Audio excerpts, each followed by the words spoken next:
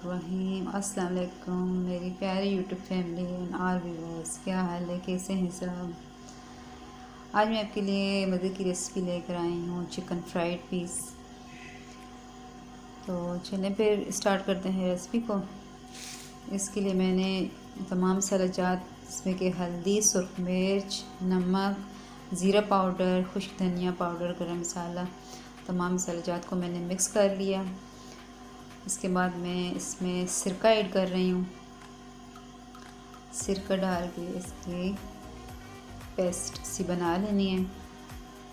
थोड़ी पतली सी पेस्ट होनी चाहिए, सो इस लिहाज से आप सिरका डाल लें। इसके बाद मैंने चिकन के तमाम पीस जो कि पहले से धो के रखे गए थे इसमें शामिल कर रही हूँ और साथ साथ इनको तमाम मसाला लगाती जा रही हूँ। इनको खूब अच्छे से मसाला लगाना है और फिर तमाम बोटी जो है तो मसाला लग जाए तो उस पैन को प्लास्टिक शीट से अच्छी तरह से कवर कर दें और इसको कम से कम 1 से 1.5 घंटे के लिए रख दें ताकि मसाला अच्छे से मैरिनेट हो जाए। और हमारा मसाला मैरिनेट हो चुका है। तमाम बोटियों के साथ खूब अच्छे से मसाला लग चुका है।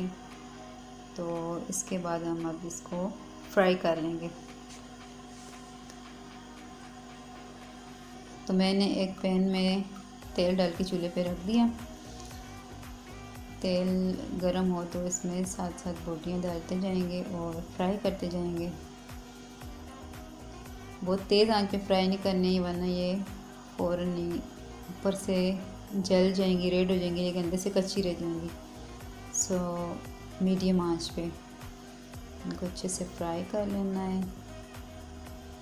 फ्राई करने के बाद इनको आप प्लेट में निकाल लें, सर्व करें। बहुत ही लजीज, बहुत टेस्टी और बहुत जल्द बन जाने वाली रेसिपी है।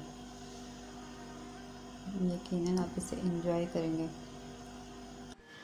अब कर लेते हैं बात अपनी वीडियो में शेयर किए जाने वाले नए लफ्ज़ की। सीखें मेरी मादरी ज़ुबान का एक नया लफ्ज़।